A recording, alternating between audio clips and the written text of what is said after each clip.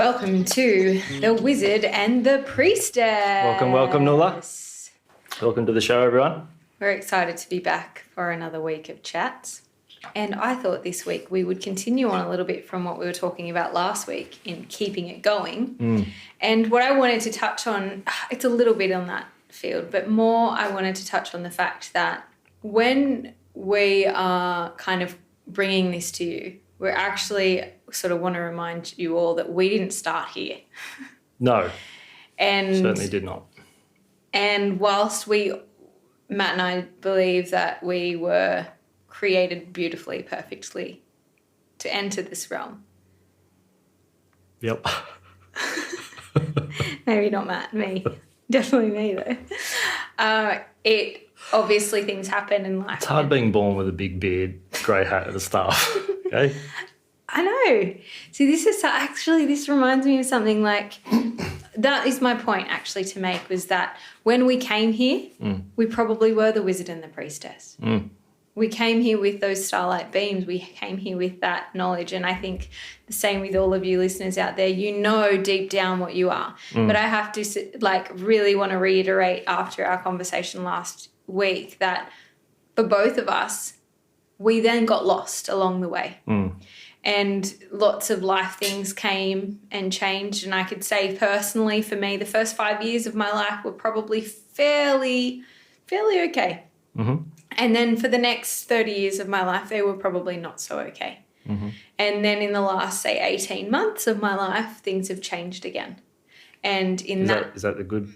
The good bit. Good. When the priestess came back online. Okay, yeah. And when I actually understood that and started to understand that and started to not act from the venom and started to not move from the spite or those lower survival chakras. I moved out of my reptilian and back into the actual growing and movement. And I think there's obviously moments in time that the priestess was there and available. And if you've been in the clinic with me for the last 15 years, you probably have felt that, because in times of clarity, I can be her. I can be truly me. However, in moments of despair, sadness, frustration, well, then I move back down into those lower chakras, find that venom, become the scorpion, and essentially attack my prey. So I think it's really, I wanted to reiterate that we didn't just, we don't now just be, just lo and behold woke up like this and we've been like this our whole lives. We actually have done the work to be standing into this privileged position. Well, that's often a journey for the wounded healer, isn't it? So often people, they want to start helping people because they themselves have been through a crisis, and inevitably they've grown from that to such a degree that they then want to share that with others as a gift to the world. They want to help others heal that, especially what they've gone through. And what better tour guide to go through hell than someone who's been there? I don't personally resonate so much with that. However, it's probably very true. But for me, I feel like there has been a guidance underlying every motivation for me. And there's always been this movement towards coming back, bring her back, stay focused there. And in time, when I fell into Chinese medicine, it was a falling into. I was quite a studious person in high school, but then, had a boyfriend and had life and was just enjoying myself probably too much and didn't really know how hard you had to do the studies Find to that actually. balance point, Totally. So, but then again, I'm here because of that. I wouldn't have fallen into Chinese medicine in the way that I did had that not been, a secondhand choice. So in Chinese medicine, what's the concept of sort of pre-incarnation, or is there one? I'm actually reading a really beautiful book by Randine Lewis called The Birthing of the Tao, I think. Sorry, Randine, if you ever listen to this. But it is literally about that and the soul's carnation. And how the whole story of the book is about moving from the immaterial to material, moving from the non-being to being in the flash of light. And she she references a lot the Big Bang and the Big Bang of life. And this idea, I'm going to segue a little bit here, but this idea that everything starts in darkness, but we have been so afraid of our shadow. We have been so afraid of the darkness within ourselves, but that is where life begins. It begins in the dark, and that it reminds us of, we all start in that place, and then we all get to blossom into light, but we have to remember that we are light and dark. We are both, and obviously for us now, we've gotten to this place where we're like, okay, I actually feel really solid in who I am and as I am. Feeling that way, everything becomes more easeful. Yeah. Well, it's also in a way, it's my experience, but the studies I've done as well that resonate to me, that we make, pre-incarnation, we make soul contracts. Oh, that's right. Yeah. So we make an agreement with another soul. Say we're at the soul bar before incarnating, having a good old chat. And then let's say you want to learn forgiveness for this lifetime. So you're going to need to incarnate and learn or have the opportunity. You need someone to forgive. So you're going to make a contract with another soul, and they're going to break your heart, betray you, whatever they're going to do. And that's your opportunity to forgive. So you make the contract, then you have a rough idea or rough blueprint, if you will, of the life plan you want to go through. In order to do that, you need the necessary polarities and the personalities. So you pick your parents because they've been through this, mum's been through this, dad's been through that. Create that necessary polarity. From there, at the moment of conception, the soul dives into the body, and then you begin your forgetting experience. I think that's shamanism, I think. You go through this forgetting, because if you knew what was going to happen, that wouldn't be fun, would it? So... I mean, it might be, but anyway. Well, if you knew you were going to win every poker game, it wouldn't get fun after a while. Yeah, but you'd pay heaps of poker and make heaps of money and then move on to the next thing. Yep. So... Just saying. That's what I have to put up with. And then, your story. So from there, but then the soul's not interested in that. Yeah, okay. So, yeah. Die. So then you're born, and then you grow up with these polarities, these characters that we've made contracts with. And then from there... So we have heaps of contracts. Oh, billions and trillions. So it's not just one soul contract, it's billions and trillions of contracts. Yogananda says that if you as little as cross the street and kind of knock someone's shoulder, that's a soul contract. Okay. So they can be as deep or as shallow. So these contracts are set up to give us an opportunity to help achieve our goal that we started with at the soul bar. At the soul bar. So let's say you're in a crisis, right? Hypothetically. And then let's say, so you ask the universe, you ask God, you ask your higher priestess for some courage, right? Hypothetically. Does the universe, God, priestess, whoever, do they just inject you with courage? No. Or do they give you the opportunity to show courage and find it within yourself? I'd say that. Because when you take the walls away, it is you, there's nothing else there. So it's just that aspect of yourself that needs to be activated.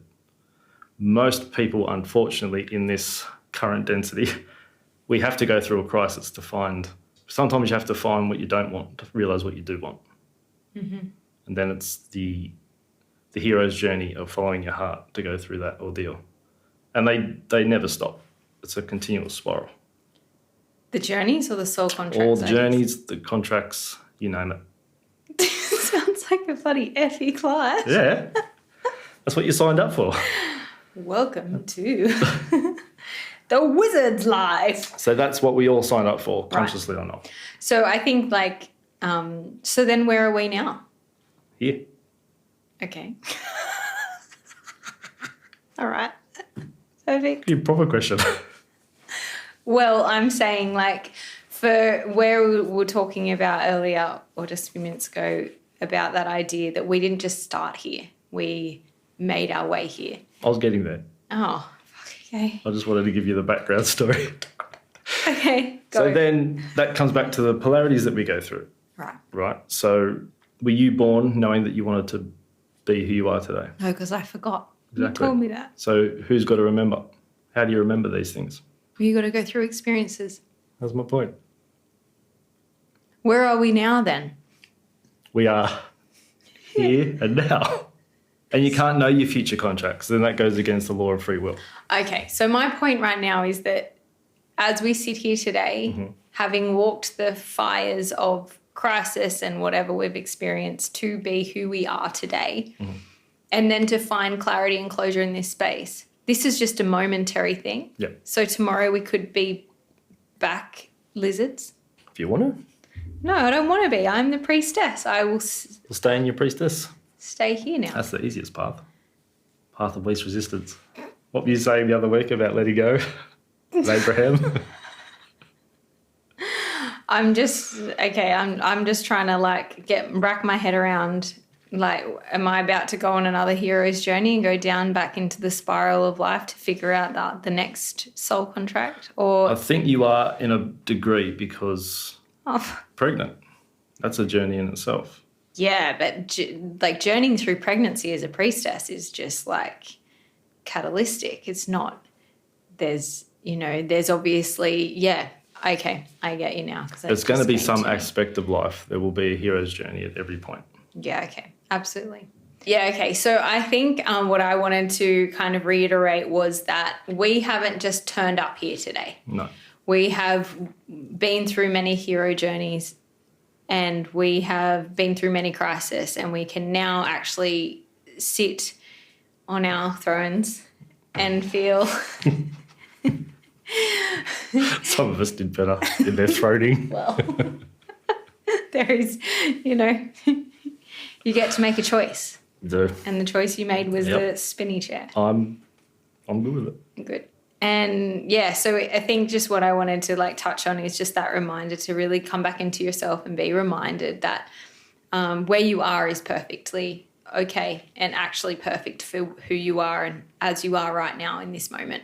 And then as you step more into the journey and you connect more to your soul's journeys, soul contracts, and the experiences you came here to experience, you will find yourself more capable if you want to be. And that's the thing, you might not have that desire yet. And once again, as we keep reiterating, is fine, totally fine. And never judge yourself for not being 100% committed to the way in which we're talking or the health in which we're... Yeah, I think every quote-unquote successful person has been through hell and back. So no matter who you look up to, they've gone through their shit. Everyone goes through their thing. No matter what it is, in time, you'll always look back at it generally and think about it very, very differently. Because you've evolved as a person. Absolutely. Mind, body, spirit complex. And you see that from a different perspective. So then the idea with that, to evolve through that, is to look at that, have a different perspective on it, and then change your relationship to it. So then that can change from maybe a trauma at the time to I can see how that happened because now that put me in touch with this person, which then I made this, and then all that kind of stuff. Yeah, absolutely. And I think this is one of those things, this is a really cool way to move into this, is that when you do really start to flow, like we were talking about last time, and leaning into going downstream going with instead of pushing against, you start to see that happen more and more. You start to see pathways open up that you never imagined would open up in the way that they do. You start to experience things in different ways that you never knew you could experience them. And that is what it is. And I think that is my point, is that is at least where I feel I am now, more and more every day.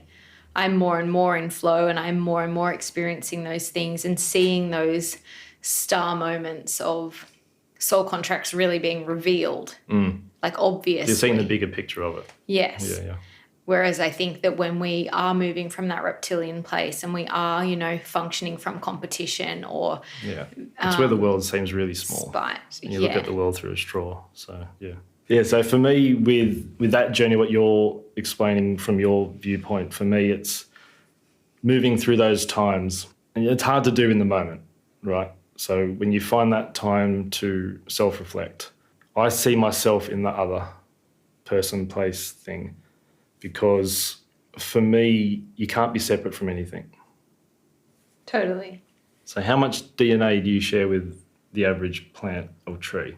Oh, a lot. It's like 70 to 80% on The average. same. So there's that part of you. We've evolved through the animal kingdom, through the densities. We've also transcended and included that part of ourselves to who we are now.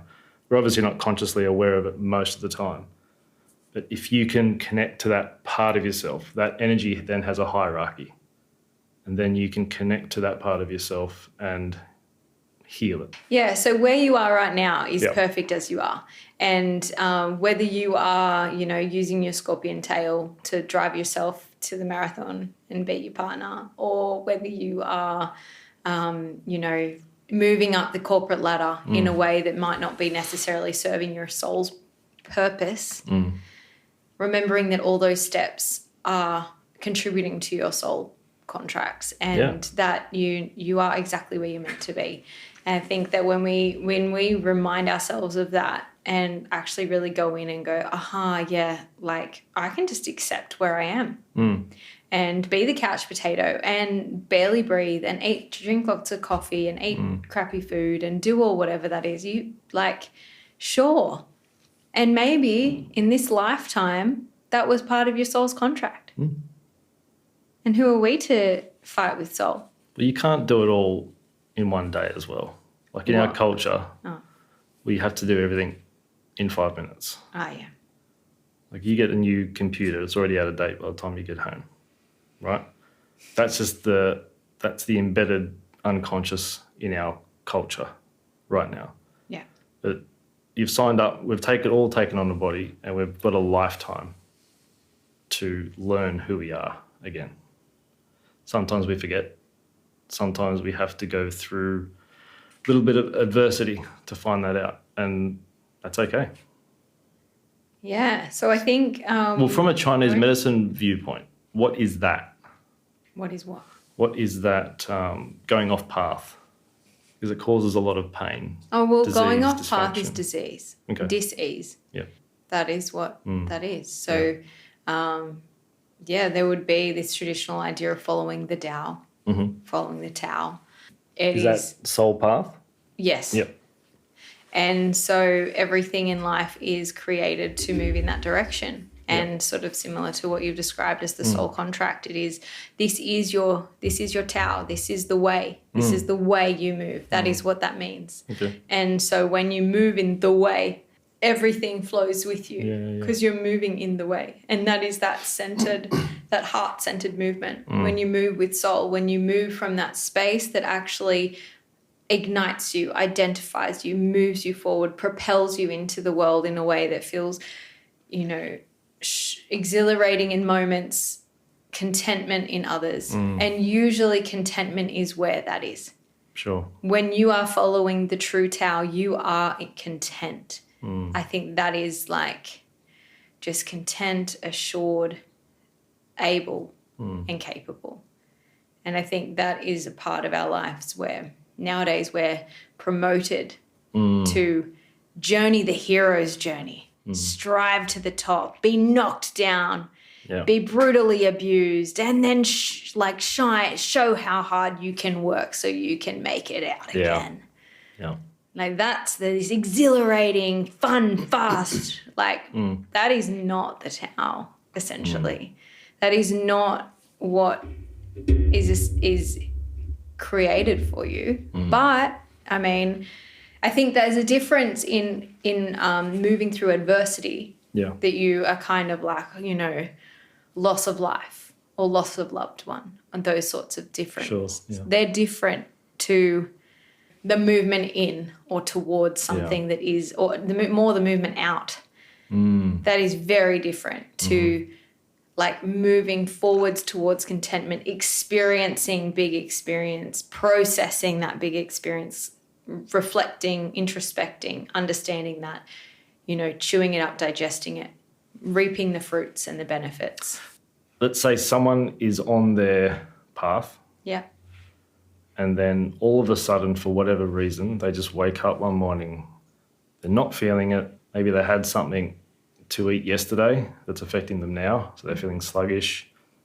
They feel really guilty about it, and that just that snowball goes that way. And then the other one, something happens outside themselves. Let's say it's the fallout of a friend, maybe even you've lost someone you really love, and that set that path that way. Mm. How does that look from a TCM perspective? Yeah. I think so the digestive I would put towards earth, whereas the grief I would put towards lung or metal. Okay. So you're there, the kind of spiral pattern does make a difference in terms of, say, if we look at 5-element theory and we consider, the end of the cycle is the acceptance, and that is in the metal. So for those who don't know, what's the 5-element theory? So 5-element theory in TCM is essentially we have water, wood, fire, earth, and metal.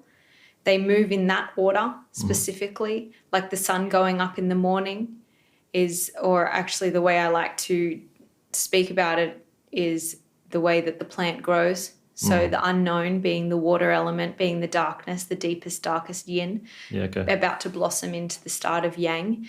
And in that it's the unknown, the darkness of the unknown. That then moves from the element of water into the element of wood, which is that understanding of the boundary, which is that expansion into the plant actually becoming a physical movement towards the sunshine. Then we move towards the center of the day, which is when the flower actually starts to, or the center of the day, but when the flower starts to blossom. And as that flower starts to blossom, you see that energetic rising, that opening, that full fire, full yang. Then that full yang moves towards yin, and in that movement towards yin, we see that movement towards the earth. And it's as the flower kind of bows towards the earth. We then reap the fruits and the benefit, the digestion of the elements of that. We're able to take the fruits and then consume that, and moves back towards the earth. Once it's moved into the earth, then it goes deep into the earth, and the depths of the earth is the metal, and that's the end of the cycle. It goes into the earth, and in the movement into the earth, it composts deep and goes deep, deep, deep until it turns back into metal. And then that transforms again into the unknown, which is the seed inside the deepest part of yin. So that is the cycle that I've kind of functioned from. And so, for example, if you are stuck in a place anywhere on that cycle, essentially we want to complete the cycle. So would being stuck in a place, would that look like disease potentially from TCM? Yep. And so what you just described, those two examples that you described, whether it is the kind of tumbleweed toward ate something, it didn't serve me, I'm now feeling sluggish and guilty, well, then you're in that space of, let's keep it simple, let's just say that earth, let's say that you're kind of stuck in this lack of digestion, you're not actually capable of moving from the digesting. We see that a lot in our world of the overthinking and the thinking and the constantly dwelling and redwelling and never actually getting the fruit of what we're thinking about.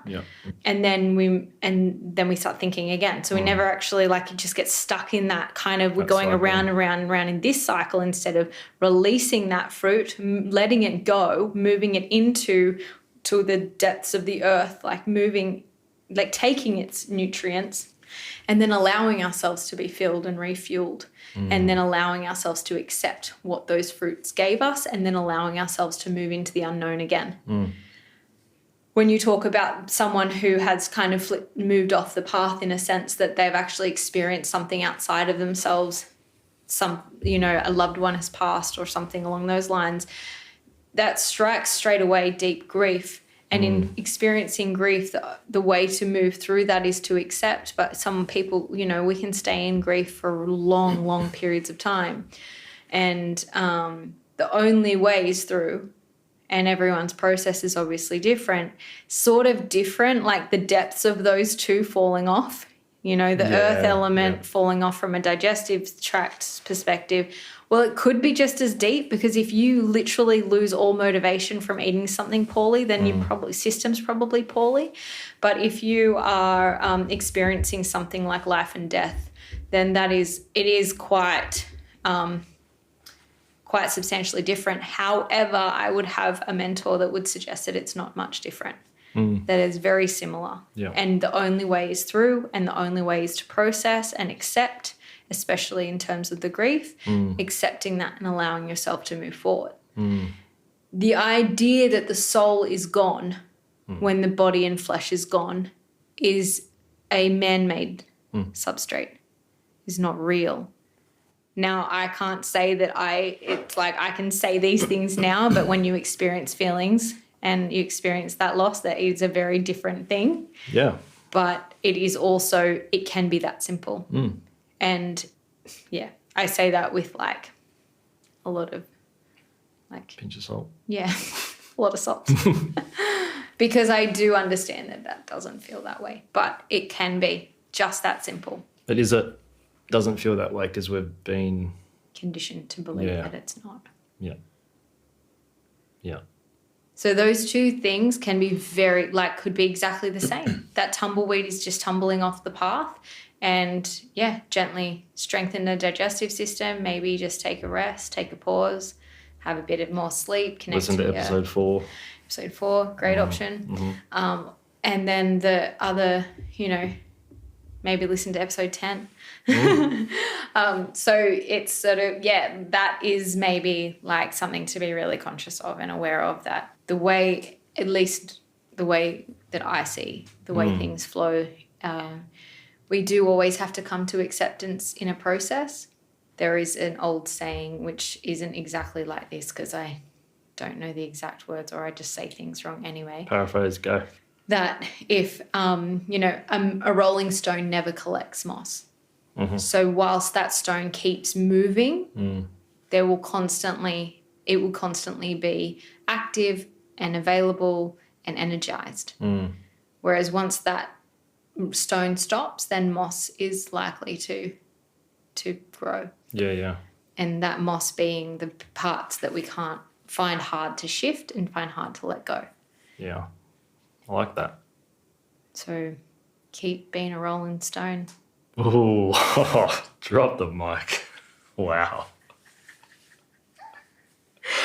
I'm supposed to compete with that. Oh, shit, I don't know. This is fucking phenomenal. The thing that what came to my mind when you said about talking about the Rolling Stone was the quote by someone who said, "No man ever steps in the same river twice." So that flow is always going. It's always continual. But if that flow stops and it becomes stagnant, then it invites essentially fungus into the water and it becomes infected, and then it just gets nasty. Well, it just dies. So water, in that respect, would represent the flow of life. And realise that we always are stepping in a different river in any moment because everything's always moving. Yeah. And if we kind of stay with that and realise that you're not as stuck as you think you are, you might feel that you're stuck, but that's likely an unconscious comparison to someone else in your life who's moving faster in your perception. Or a blockage in earth. Yeah. So in that case, for me, I would say things aren't always as bad as they appear, but we turn them into something monumental in our own mind. Yeah, absolutely. And we're taught to do that. 100%. Time and time again, we're conditioned to catastrophize everything. Yeah, and when you actually have experienced really, really big griefs and really big, or however you perceive them, right? So if you perceived to experience really, really big things, generally you need something that helps you pull out of that because you either do or you don't, right? There's no could, should, would. No, it's like you either get out or you don't get out, and we're seeing that more and more in these days that people aren't surviving. No. And I think that I've definitely had that experience for myself where I experienced something really big for me. It felt really big, and as a child, my grandmother used to always say to me, "You'll always get through it. You'll always get through this." And it's like, so I know, like the voice in my head will always remind me that maybe not straight away. I can just absolutely catastrophize for a day or not even a day, but I can catastrophize for hours. And then that like little angel will pop through and say, And that can also be really helpful, right? you can always get through it. Because if you're in that catastrophizing phase, there comes a choice point in that where you can, okay, that's enough of that little mental tantrum. We can go that way, or we can spiral further and just see how much pain we can experience. And then, okay, until we find that point of, okay, I'm done being in pain now. Let's go live and go something through a lighter path. Yeah. But as you said, we're almost conditioned to stay in the shit bit.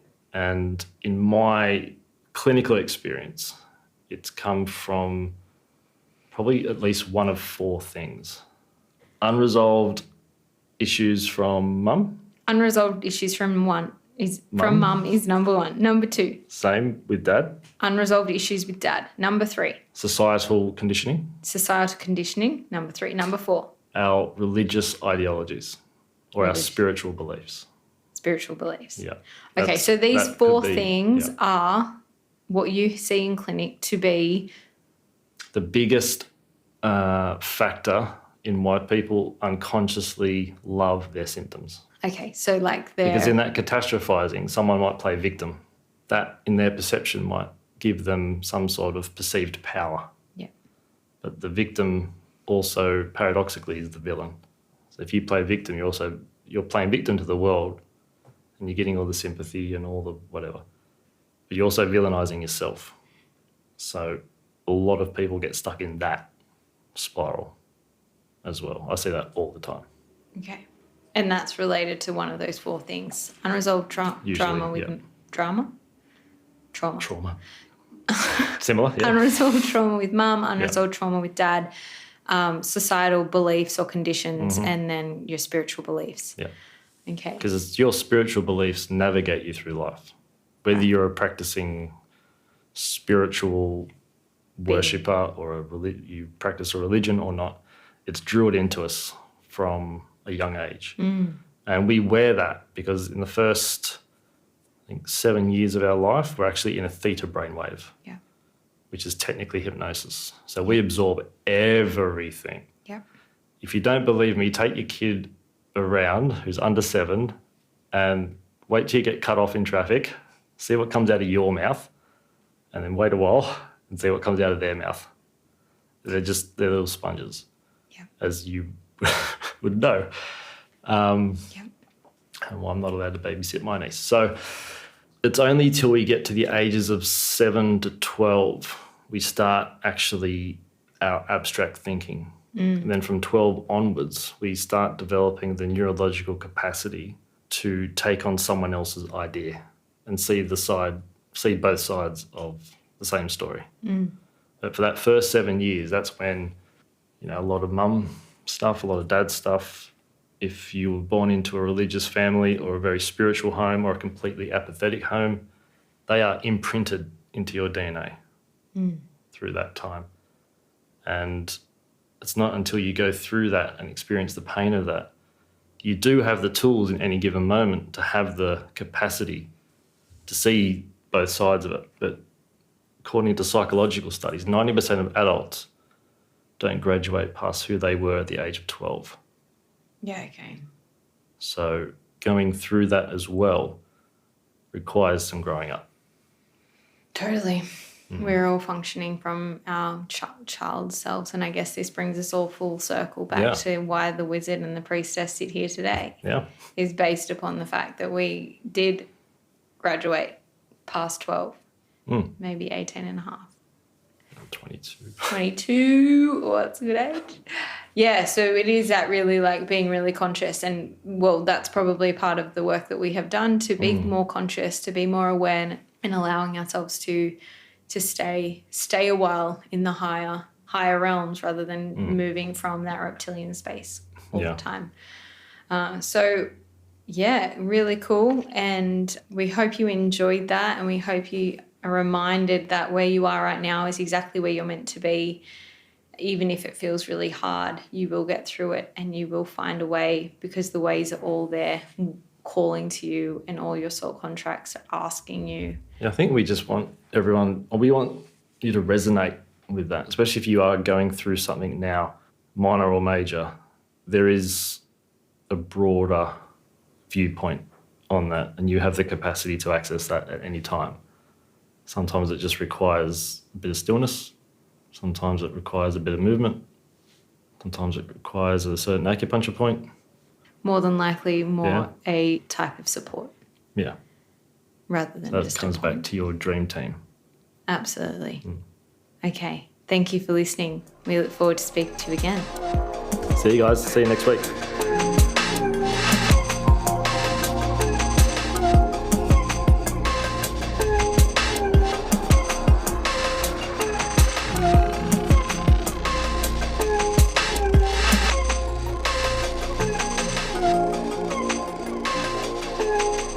You've been listening to The Wizard and the Priestess. Thanks for stopping by. Stay connected and be open.